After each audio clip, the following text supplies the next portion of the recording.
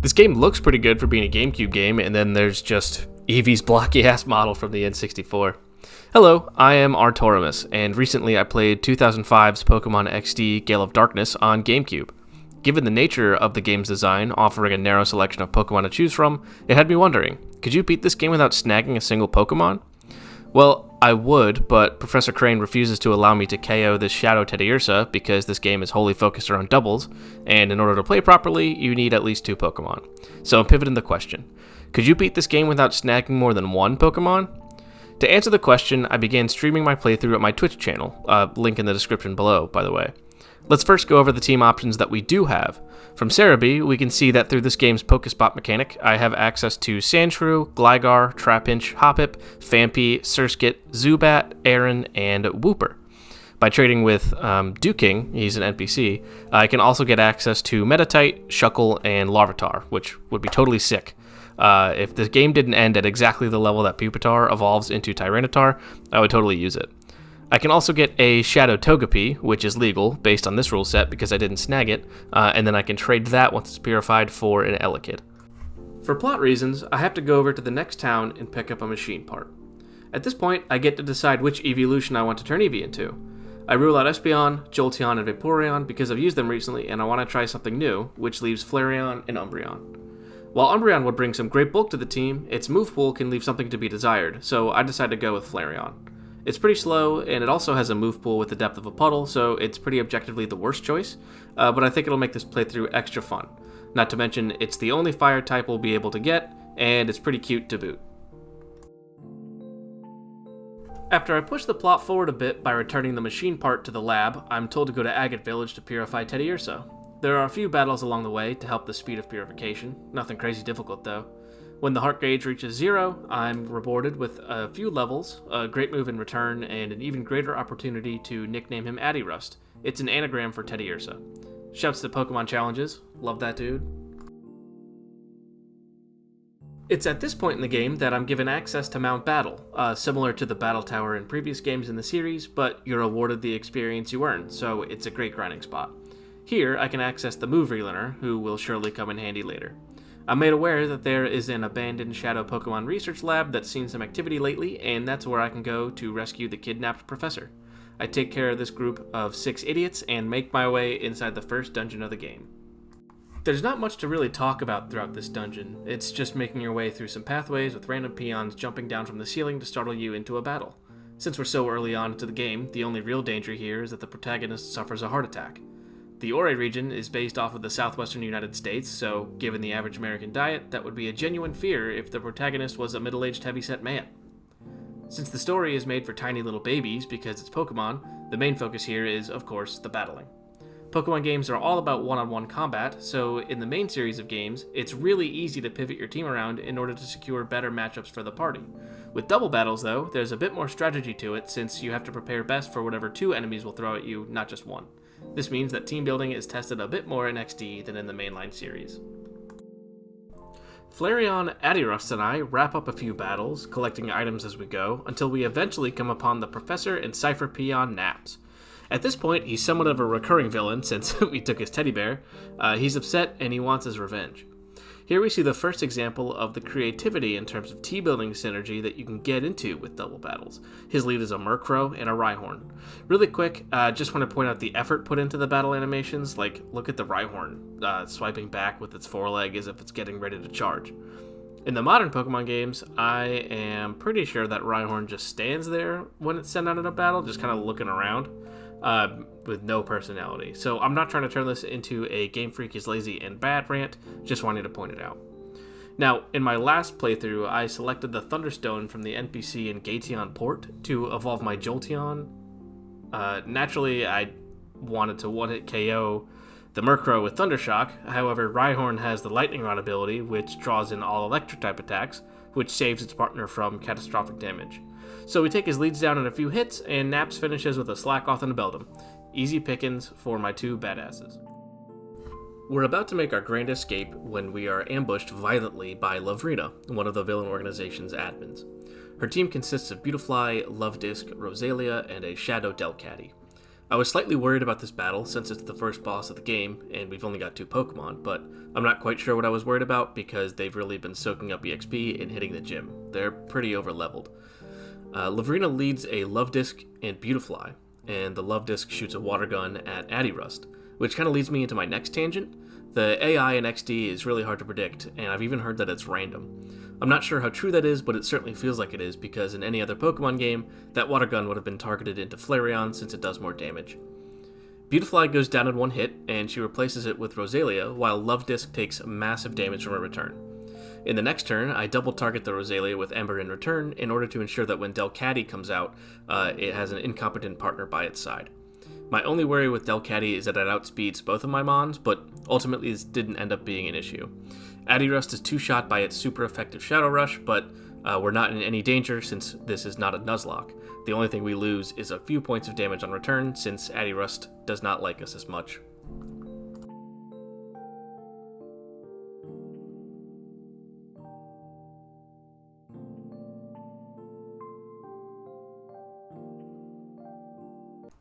After I've wiped my hands of Lavrina, I take the professor back to the lab.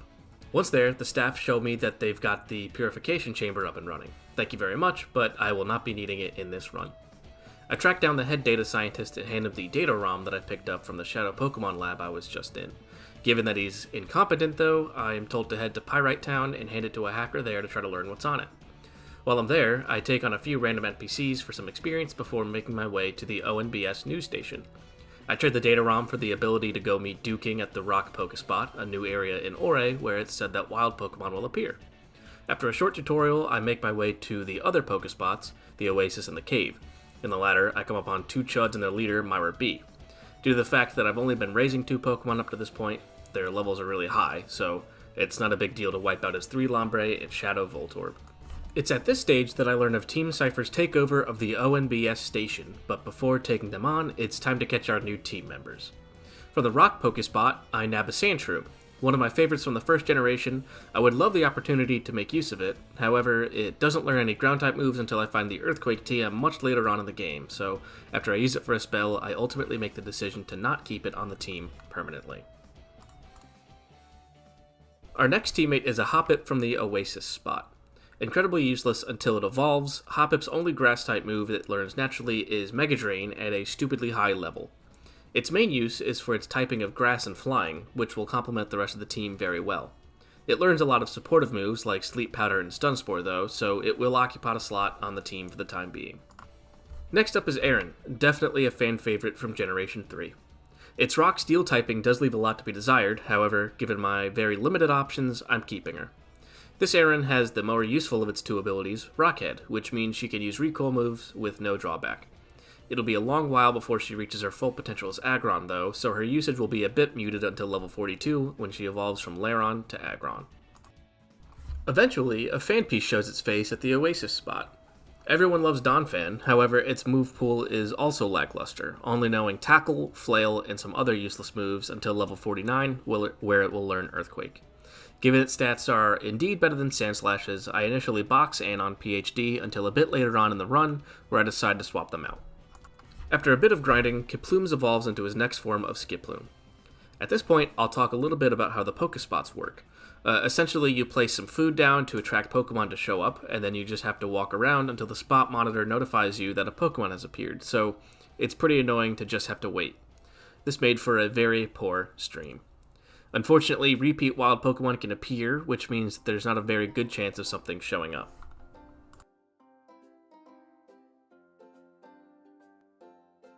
We pick things back up the next day after a small grinding session in Mount Battle.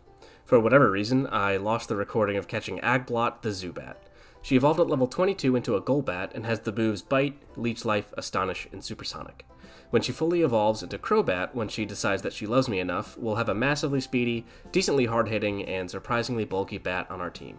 Easily the best encounter we can get from all the different Pokespots, including the pain that is grinding up a Trapinch. Returning to the plot of the game, I enter the ONBS station to find this large man on the floor. Turns out, Team Cypher has taken over the news station. Again, there's not really much to show here, since it's just a lot of straight hallways and peons attempting to scare the main character into submission. I knock out the punk harassing the TV anchor, heal, and continue to the top floor. Despite the minor level advantage that my party has, each fight is not a total breeze. It's rather just a weird tug-of-war.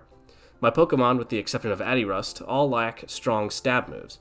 Prior to the more modern games, where Game Freak ensured that each Pokemon has at least one strong stab move to carry them, that was not guaranteed for every Pokemon.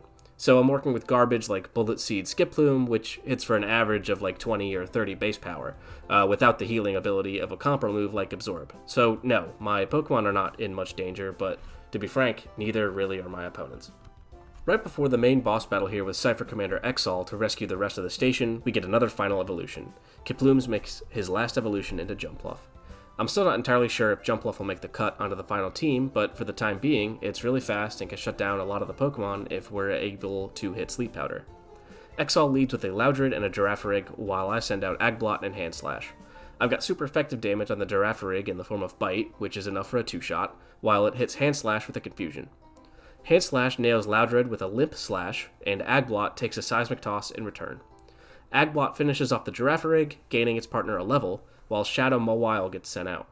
We finish off the Loudred and Exal sends out a Raichu. I'm fearing the Thunderbolt, so I switch Agblot out into Flareon, while Hand Slash is the one targeted down by a Seismic Toss and a Shadow Rush. Raichu digs underground to avoid a Slash, and Mawile takes an Oko from Ember. Imagining the dig was targeted into Flareon, I pivot out into Agblot for the dodge, while Hand Slash nails Raichu with a Slash for the win. Not a terribly difficult battle at all, but maybe that's why Exal hasn't reached the coveted position of admin yet. We're advised that something's going down in Phoenix City, but before I can do anything about it, I'm forced to head over to Real Game Tower. I grab a Protein and a Carbos that are just laying out and shove them down Agblot's throat, all in the name of getting him to like me more.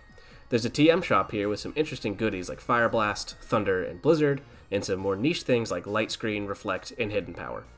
I grab a Fire Blast TM for Flareon and continue on.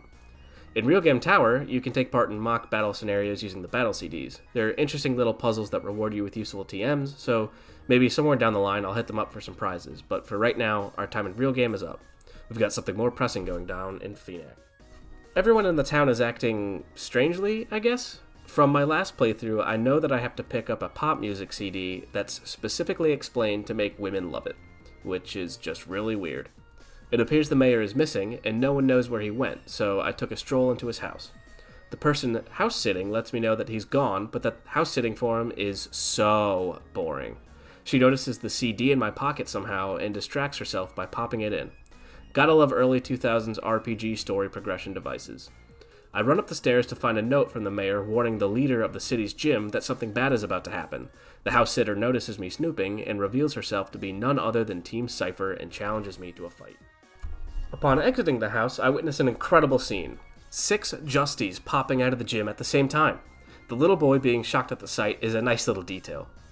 Now, where have we seen 6 people counting off before? Seeking each out and challenging them to battles, we see that it's just the Rainbow Six brothers.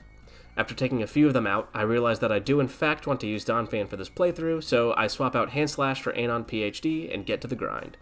The whole moveset rant I went onto earlier is quite apparent here, since Tackle and Flail are garbage, but we're not in any real danger, so why not take the opportunity to get them a few levels?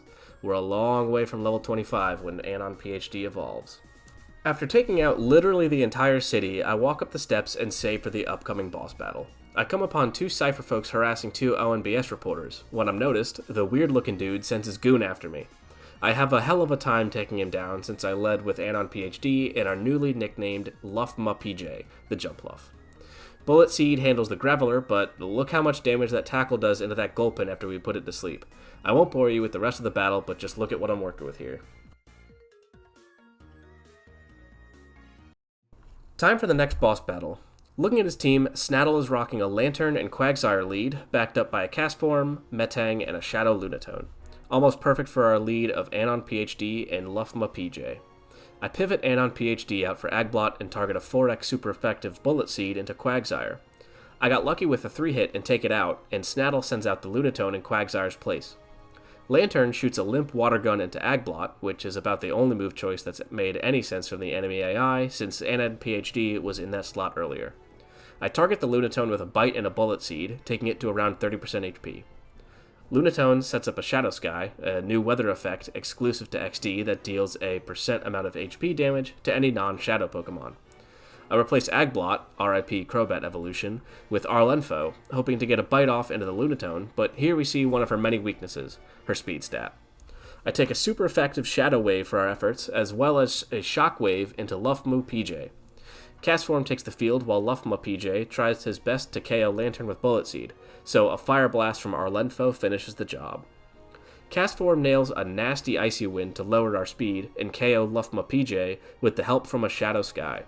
I replace him with Arigun's the Teddiursa, who gets nailed by a Weather Ball, and Arlenfo eats a Confusion. Return does decent damage into Castform, while Metang goes down to 1 Fire Blast. Araguns survives the Shadow Sky by the skin of his teeth, which is great since Arlenfo can KO the Castform with a Quick Attack, which allows Araguns to survive, level up to 30, and evolve into the beastly Ursa Ring. I have a feeling this guy will absolutely carry me this run. And that's our second boss battle down. Snaddle runs away in fear of a small child, while the reporters let me know that they got the whole thing on tape and will be airing the piece soon. With the elevator key left behind by Snaddle, I go to the pre-gym and use the key. A Pokeball elevator pops up on the platform and I go down, only to find the entire town.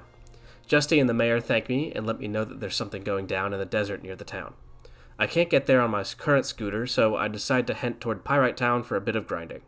In one fateful battle with Hunter Rawling, Anon PhD finally reaches level 25, at which point I can replace its Tackle with Takedown, a base 90 normal type move with 85 accuracy and recoil.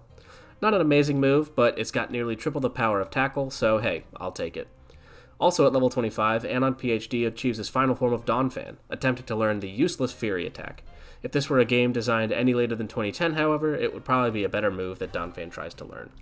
I'd received an email from Net at ONBS that there's a missing Pokemon, and it's my responsibility to help find it. I make my way over there to chat and speak with this old man and his granddaughter. They tell me about their never-before-seen Pokemon Bonsly, and that it was on the SS Libra, the ship that Shadow Lugia confiscates in the intro to the game. They tell me that their friend in Gaetion Port can fix up my scooter to allow it to glide over the desert, so I make my way over to the machine shop, only to learn that the grandpa capable of making the change is in Dr. Kaminko's lab. A news report pops up telling of my exploits over Cypher's Snaddle. Finally, some recognition for the hero that I am. I exit the shop and make my way to Kaminko's. Once again, I am perceived as a burglar and have to take out Chobin's Sunkern and new partner Gyarados. We dispatch those two with no issue, however Kaminko decides to sick the big guns on me. He summons Robo Groudon. Rising from the ground like some eldritch, forgotten horror, Robo Groudon engages the enemy. I love this quick little section of the game because despite the massive threat that a Robo Groudon would actually pose to my Pokemon, it's just Chobin with the Sunflora and added teammates Hoppip and Tropius. Apparently destroying his Pokemon also destroys the machine. Now that my hands are clean of this distraction, I can enter the lab and grab the mechanical grandpa to make him fix my scooter. I teleport back to his shop, where he lets me know that the repairs are complete, so I make my way to the ship. Despite the SS Libra being the central story piece that sets the whole adventure into motion, it's just a series of a few rooms with Pokemon Food Box strength puzzles. You remember those strength puzzles from the early generations that required your Pokemon to use the HM strength outside of battle? Yeah, it's just that without the HM requirement. There are a few goodies here, though, like an Iron, a Firestone, and a TM for Flamethrower. I'm confronted by another Cypher admin, Gorrigan, and some of his goons. One of them attacks me, but my team dispatches him pretty handily. A random worker stumbles out after the battle and allows me to rest in his bed, which is kinda weird. He lets me know that something's been making a rumbling inside the ship, and he's terrified of it, so naturally it's my job to check it out. Lo and behold, it's the little girl's Bonsly. This is one of those fun puzzles where you have to sneak up on the Bonsly from behind, something I successfully do, only to receive a very loud email notification at the same time that scares the little guy off. Luckily for me, he drops some leftovers, which I'll gladly stick onto one of my Pokemon. On my way out from the ship, I'm ambushed by some thugs that will look familiar if you've played Pokemon Coliseum. It's the remains of Team Snag'em. In an illegal act of Pokemon on human violence, their gloom sends my ass to sleep, and they steal my snag machine. The nice worker who lets me sleep in his bed kindly informs me that they've made their way to a weird building to the north. I'm quickly on the chase. When I arrive there, I see this crazy ugly building and the two Snag'em thugs facing off against Zook. Team Snag'em Biden sends out his wimpy-ass Oddish against Zook's Zangoose, but they're not fast enough to get the Biden blast off, so they run away. His thirst for battle not yet whetted by Biden's senile ass, he turns his sights to me. It's a tough fight for my Nora and underleveled Anon PhD, but we squeak it out just fine. On my way out, I get an email from Sec at ONBS telling me he urgently needs to speak with me, so I have to go back to Pyrite again. Before heading there, though, I decide to take on the Phonak pre-gym for a bit of training. Much like the gym challenges in the main games, you face several gym trainers focused around a gimmick, usually a type or a move, before facing the leader. In this pre-gym, however, all of the trainers are hyper-focused on using one move. Double freaking team. If you spent any amount of time playing Pokemon, you know how just annoying it can be when your opponent spams this move, lowering the chance that your moves will connect. It doesn't do anything to advance the battle unless you have some other form of passive damage going on, so in this case, it's literally just a massive waste of time. During editing of this video, I cut out the sections of me battling each of his trainers, and it cut out like 15 minutes of time at 30% extra game speed. Insane. After taking out his 4 losers, Justy takes the stage and leads Cacnea and Sandslash. If he had a Sandstorm active, I would at least be taking chip damage each turn, not to mention that both of his Pokemon have abilities that raise their evasion in that weather effect. Instead, both of them just sit there and spam Double Team. Iron Tail from Nora wipes out Cacnea before it can even move, thankfully, so he replaces that with a Gligar. I swap out Nora for a Luffma PJ while Gligar uses Dig and hides underground. Anon PhD whips the takedown onto the Sandslash. I swap Anon PhD out for Agblot while Bullet Seed from Luffma PJ thankfully connects into Sandslash for a 4-hit, doing some meaningful damage. Dig whiffs while Sandslash continues buffing its evasion. Next turn, both of my moves whiff, of course, and Justy continues his onslaught of obnoxiousness. Finally, a Wing Attack connects and removes Sandslash from the field, bringing out Nosepass. I take the opportunity to double up against it since it hasn't buffed its evasion yet, and a Bullet Seed and a Bite take it down to around 10% HP. A final Bullet Seed connects to take it down, and Agblot whiffs a Wing Attack. After a few more turns of faffing about, Gligar sets up a damn substitute, meaning I have to break it before I can even damage the Gligar. A few more turns of whiffing happen while I eventually break the substitute. Gligar's been going for Slash all the while, dealing not insignificant damage. He even manages to take out Agblot, thus further delaying its evolution to Crobat. Finally, a combined Bullet Seed and Bite from our Lenfo deal enough damage to take out the evasive Gligar, and we walk away victorious. Justy falls to his knees in defeat, forking over some cash and the TM for Double Team. I throw it in the trash just to spite him. Continuing on with the story, I finally head over to Pyrite to meet with Sek, who informs me that there's a man who used to work for Team Cypher at the Outskirt Bar and that I should investigate. Knowing that he'll give me his Shadow Togepi to purify, I permanently box Luffma PJ. It was a tough decision to box him, but he wasn't quite contributing to the team anyway, unlike his new replacement. I speak with the man, Hordell, who asks me to purify his Togepi. I head over to Agate Village and drop a fat stack on Cologne to help purify the Togepi, since lowering its heart gauge through battle does not sound fun. After rubbing it with the Cologne a few times, I finally head out to the former Team Snaggem base. It's time to get my Snag Machine back, despite not really needing it for this run. After knocking around a few members, it's time for Nora to get her first evolution into Flareon, much needed for this point in the game. Flareon packs a great punch and has a massive defense stat for not being fully evolved. A few more battles later, and Togepi's ready to be purified, meaning we can take it to Agate again, purify it, and then return it to Hordell in exchange for an Elekid. Our fancy new boy is named Zeprong in all caps, a pet peeve of mine, and has a gentle nature with the moves Ice Punch, Fire Punch, Thunder Punch, and Cross Chop. His nature is a bit of a letdown, lowering his defense in exchange for buffing his special defense, but his move diversity and high speed will be a great boon to the team. It's level 20 and will evolve at level 30, but with the EXP share and the trade EXP boost, he will surely evolve sooner rather than later.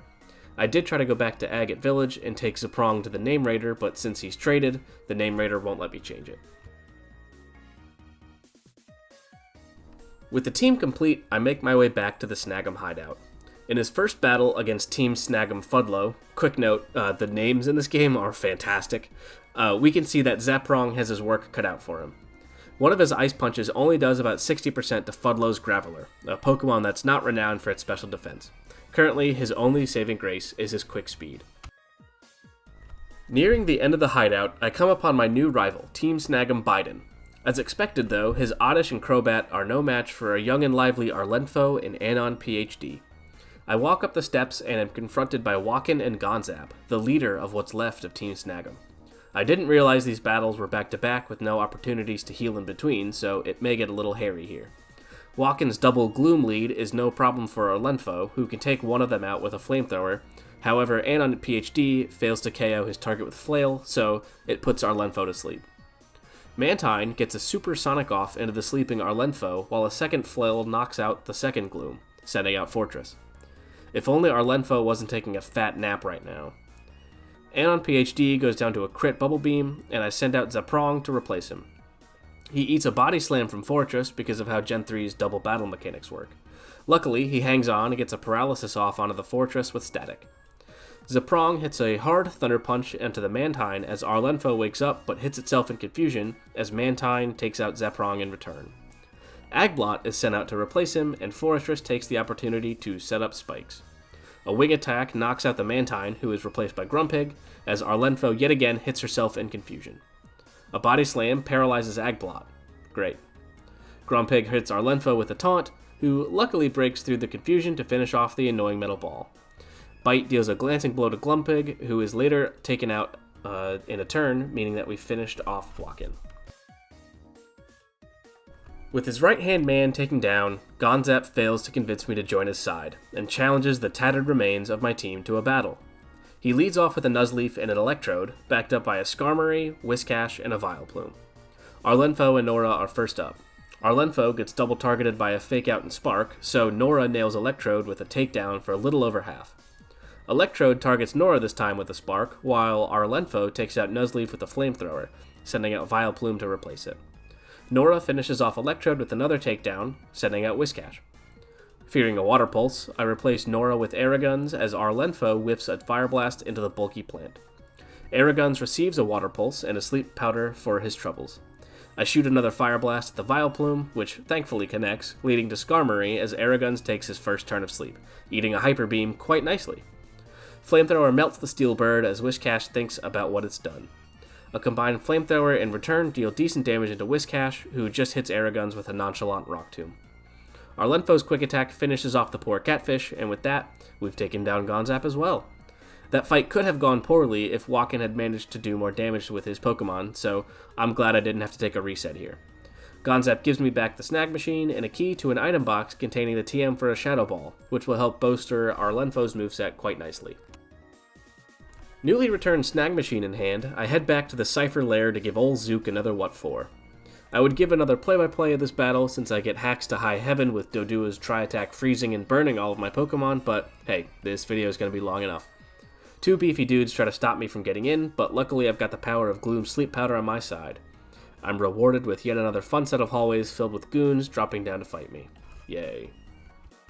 Along the way, Zeprong hits level 30 and finally evolves into Electabuzz, a fast special attacker, something the team desperately needs.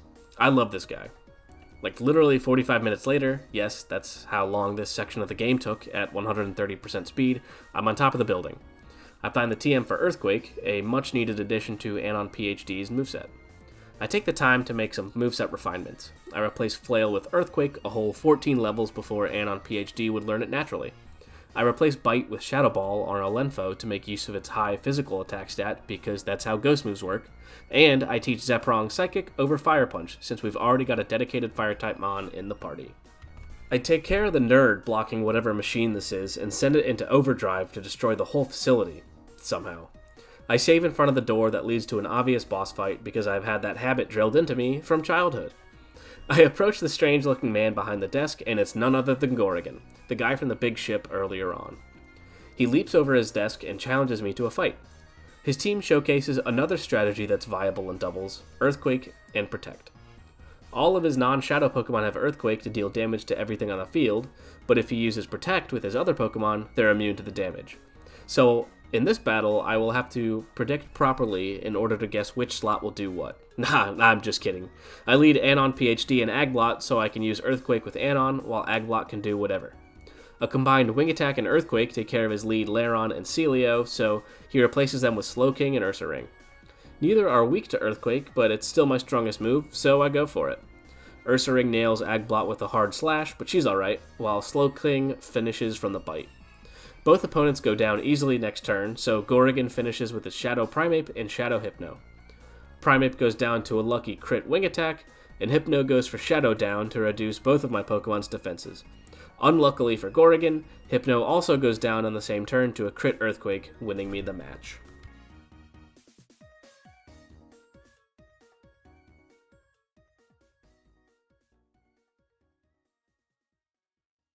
The rich dude from the beginning of the game shows up on screen and gasp!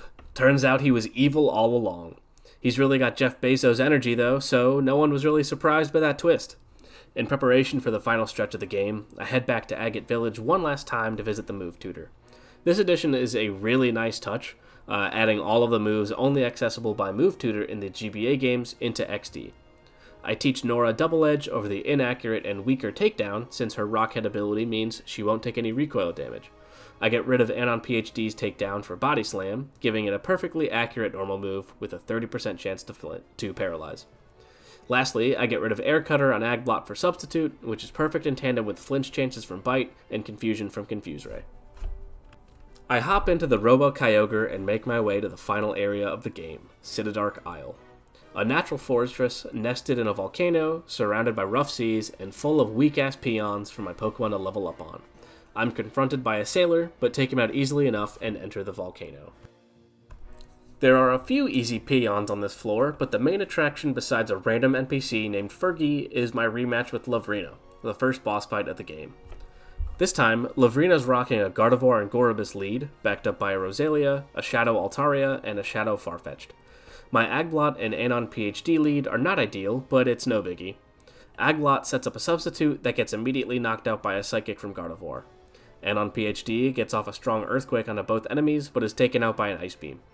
I replace Anon with Arlenfo to get a quick attack off into the Gardevoir to take it out, which is replaced by Roselia, and a wing attack from Agblot barely misses the KO and Gorobus, which nails Arlenfo with a Water Pulse. Quick attack finishes the Gorobus, replaced by Farfetch'd, and wing attack one-shots the little Roselia, replaced by Altaria.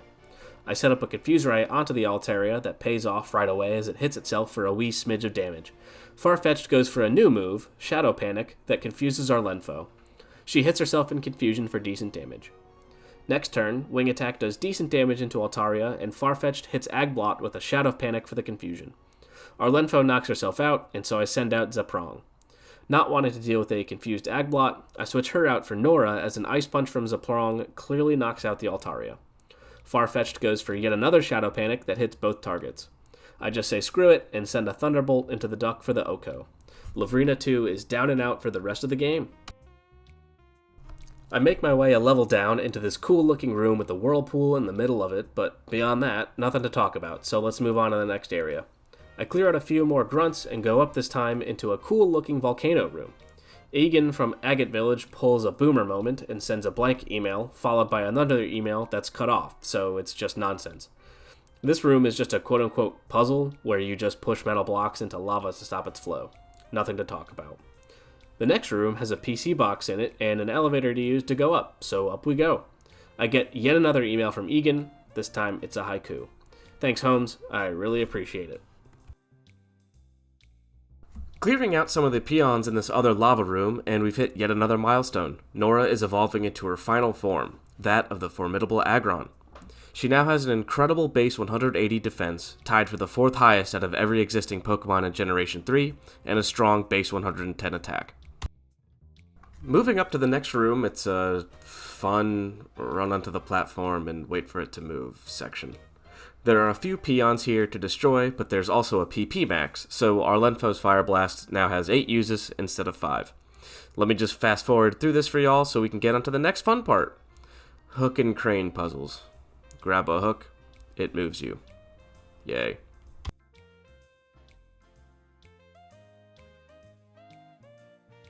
Up yet another elevator, we get to see a friendly face. Snaddle's back for round 2. For the rematch, he leads Metang and Quagsire, backed up by Scizor, Shadow Starmie, Shadow Solrock, and his trusty cast form. No real strategy for him, so I lead Arlenfo and Aeroguns. Flamethrower melts Meltang, leading Snaddle to send out Scizor, and Aeroguns chunks Quagsire with a return. Mudshot lowers his speed, of course. One more Flamethrower, one more Melted Steel type. Snaddle replaces Scizor with Shadow Solrock, and Aeroguns finishes Quagsire with another return, meaning we didn't take any damage this turn. Arlenfo shoots a Shadow Ball into Solrock for a good 66%. Cast Form burns Aeroguns with a light imitation of Arlenfo's Flamethrower, and Aeroguns knocks out Cast Form. The burn here is nice for us because of Aerogun's Guts boosted attack. Shadow Starmie replaces Cast Form and is now the fastest thing on the field, and it nails us with a Shadow Mist, which allows Solrock to confuse both with a Shadow Panic. How fun! Arlenfo breaks through to finish off Solrock with a Shadow Ball, and Araguns also breaks through, just barely missing the Oko onto Starmie. It's all good though, because a Quick Attack can finish the Starmie off, assuming Arlenfo hits through Confusion. And she does, so that is Snaddle down and out forever, and I never have to see his horrible model ever again, thankfully. I follow Snaddle down to the elevator to heal, and head straight back up. Across the bridge, I see the blue guy that's always next to the antagonist. It's Ardos. He leads a zippy Shadow Swellow and regular Alakazam, backed up by Kingdra, Heracross, Shadow Electabuzz, and a Shadow Snorlax.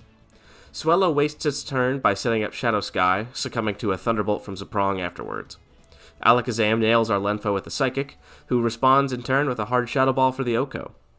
Ardos replaces his leads with Heracross and Kingdra, so Zaprong nails Kingdra with a Thunderbolt for nearly half, as Arlenfo is KO'd by a stupid strong Double Edge from Heracross. I replace her with Agblot.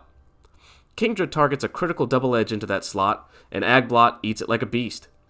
A quad super effective Wing Attack takes out the Heracross, and a Thunderbolt from Zaprong trashes Kingdra. Electabuzz and Snorlax replace their fallen teammates, so I pivot a bloodied Agblot out into Dr. Anon, and he gets tagged by a Shadow Mist. I target a Cross Chop into the Snorlax, hoping for a crit, but all I get in return is a miss. Snorlax winds up for a big Shadow End into Anon PhD, who is brought down to just 10 HP. The recoil from Shadow End leaves Snorlax in range for a Cross Chop to KO, so I cross my fingers as Electabuzz shoots another Shadow Mist out. And Cross Chop hits! It just didn't do nearly as much damage as I thought it would, so Anon PhD's Earthquake clears the field, unfortunately including Zaprong, who laid his life down for the betterment of his allies. Next up is round 2 with Gorrigan. His leads this time are Slowking and Ursaring, with Aggron, Walrein, and Shadow Poliwrath, and Mr. Mime in the back. Zaprong's Cross Chop goes into Ursaring's Protect, and Arlenfo's Shadow Ball crits into Slowking, saving my unfortunately ground-weak leads from big damage. Aggron comes out to replace it, and once again a Cross Chop fails into a Protect. Fire Blast from Arlenfo manages to do a good 70% to Ursaring, who just chooses to nail Zaprong with the Stab Slash. Finally, I manage to predict the Ursaring correctly, choosing to Cross Chop into the Aggron for solid quad effective damage, but Flamethrower fails into the protected Ursaring. Aggron gets the first Earthquake off of the battle, leaving Arlenfo with the Sliver and finishing off Zaprong. I replace our Zappy Boy with Agblot, sending a Wing Attack into the Ursaring to finish it off. Gorrigan replaces him with Walrein, and Arlenfo shoots it with a Wimpy Flamethrower. Aggron finishes off Arlenfo with a Double Edge, and I replace her with Dr. Anon for some Earthquake shenanigans of my own. Aggron protects as Agblot nails Walrein with a Wing Attack, who gets a weak Earthquake off into Anon PhD. Our own Earthquake manages to take down the Walrein with a crit, leading into the first Shadow Pokemon of this battle, Poliwrath. Wing Attack is super effective into Poliwrath as Earthquake finishes off Aggron. Poliwrath sets up a Shadow Sky, and out comes Mr. Mime. Wing Attack finishes off as Mr. Mime shoots out a Shadow Storm for heavy damage into both Anon PhD and Agblot. Earthquake nearly finishes the job. Wing Attack on the final turn finishes off the weird Mime Pokemon, and with that, I've wiped my hands clean of the weird Gorilla admin. Gorrigan runs away, and after healing, I go down the elevator he came from. I take out this next grunt before the next major battle, the penultimate fight against Eldis, Greevil's red right-hand man. Now comes a major jump in difficulty with his level 50 Shadow Salamence. He starts with Ninjask and Shadow Manectric, backed up by Flygon, Shadow Marowak, Shadow Lapras, and that pesky Shadow Salamence. Ninjask digs underground as Manectric sets up Shadow Sky, which I now have to edit out after every turn. God damn it. Flamethrower misses the Ninja Bug, and Araguns one-shots the Manectric thanks to a crit return. Salamence is sent out to replace Manectric, and Intimidate shows why it's such a powerful ability here, lowering both of my guys' attack stats. Ninjask pops out of the ground and Okos Arlenfo with a crit dig. That crit definitely mattered, so that really just pushes the disadvantage even further. I replace her with Zaprong as Shadow Rush nearly takes out Araguns, who, with the Intimidate drop, barely does a quarter to the dragon. Ninjask digs again as Araguns is knocked out by another Shadow Rush, sending out Anon PhD. Ice Punch fails to get the KO, and I start feeling that creeping sense of helplessness. It was a quad effective Ice Punch and it didn't even KO from 75%.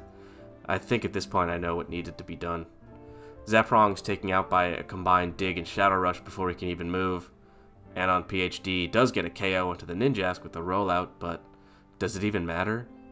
Shadow Hold locks Nora and Anon PhD into place, a nice wasted turn from the menacing dragon, and Flamethrower hits glancingly into Nora. Rollout builds damage into Flygon, and Metal Claw finishes off Salamence. Marowak comes out as the Shadow Sky fades. Flygon continues his Flamethrower assault into Nora. Rollout does a bit more damage this turn into Flygon. Iron Tail whips into Marowak, and, to add insult to injury, a big Shadow End comes out into Anon PhD, surviving by the skin of his educated teeth. That chunk of recoil is nice, though. Flamethrower leaves Nora at 5 HP, as Rollout fails to KO Flygon and Double Edge fails to KO Marowak. I can taste the defeat already on my tongue. Poor Nora goes down, and I send out Agblot to try to snatch victory from the jaws of defeat. Wing Attack finishes Marowak, leading Eldest out to send his 6th and final Pokemon, Lapras. Flamethrower KOs poor Anon PhD before he can get his final rollout going, and it's just Agblot versus the world. Wing Attack finishes the Flygon, but is it enough? Lapras sets up the Shadow Sky, canceling out my leftovers. In a last-ditch effort, I confuse the shelled sea monster, buying me an extra turn. I feel shameful for this, but I have Agblot use Bite to try to stall for time with the Flinch and Confusion self-damage chances, but the strategy fails me as a single-target Shadow Storm is enough to OHKO my poor Pat. I hold my L and trudge solemnly off to Mount Battle for some grinding. This does luckily mean that Agblot likes me enough to evolve, so hey, there's that. With the team, I'll grind it up a few levels to ensure victory. Let's quickly review what we're working with here.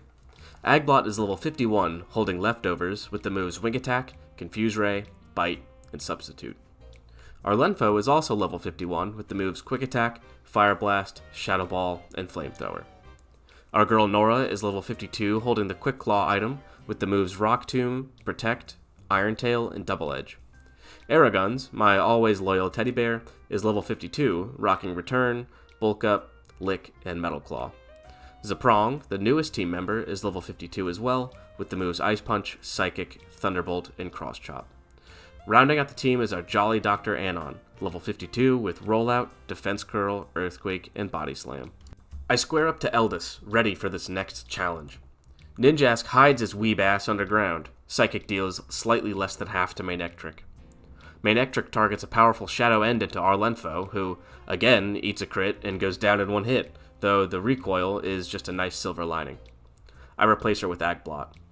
Dig connects into Zaprong for a bit less than half as Agblot sets up her substitute. Psychic finally takes out the Lightning Dog, forcing Eldest to send out his intimidating Salamence. Since Agblot is hiding safely behind a sub, her attack is not lowered, a fun niche interaction. Ninjask goes for Protect, which is great because I targeted a Wing Attack and an Ice Punch into the dragon, sealing its fate. Flygon comes out, and Ninjask digs underground yet again, dodging a Wing Attack, but this time, Zaprong outspeeds and gets a clean OHKO onto everyone's favorite ground dragon type. Shadow Marowak enters the fray, and Ninjask lands another dig into Zaprong. Ninjask goes down to a clean Wing Attack, and both party members level up as Shadow Lapras comes out. Ice Punch deals a huge chunk to Marowak, as Shadow End puts an end to Zaprong's life. Araguns is sent out into battle, and Agblot finishes off the poor Bone Mother with a Wing Attack. Lapras takes over half from a huge return, and just retaliates with a useless Shadow Sky.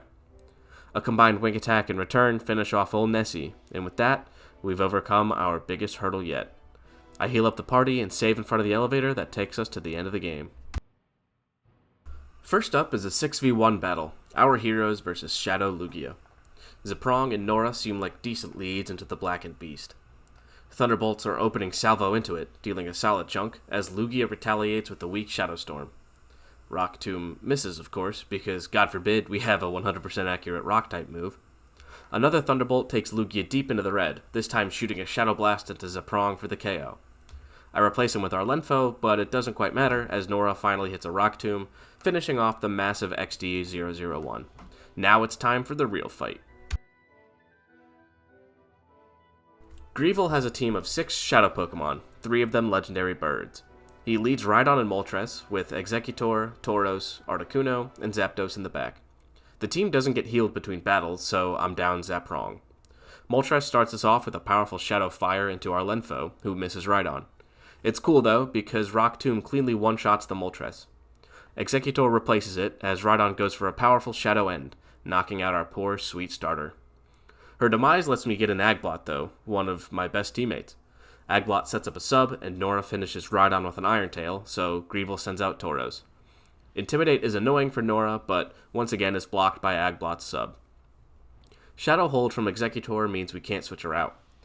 Nora's Quick Claw activates, allowing her to slow Tauros down with a Rock Tomb, and Agblot hits a sharp wing attack into Exeggutor for over 50%. Tauros sets up the Shadow Sky, my favorite, as the substitute eats a Shadow End from Exeggutor. I take this opportunity to set up another substitute, as I really can't afford to lose Agblot here. This seems to really mess with the enemy AI though, so Tauros just goes for a useless Shadow Hold. Nora smacks Exeggutor with a double edge for the KO, so Greevil replaces him with Articuno, my favorite of the three birds. Agblot goes for Confuse Ray into the Articuno, which hits itself in confusion, as Tauros again tries for the Shadow Hold. Rock Tomb nearly finishes the bird, priming it for a wing attack KO next turn. Greevil finishes with Shadow Zapdos. Tauros does pitiful damage into Nora with a super effective Shadow Rush. Double edge is enough to KO Tauros next turn.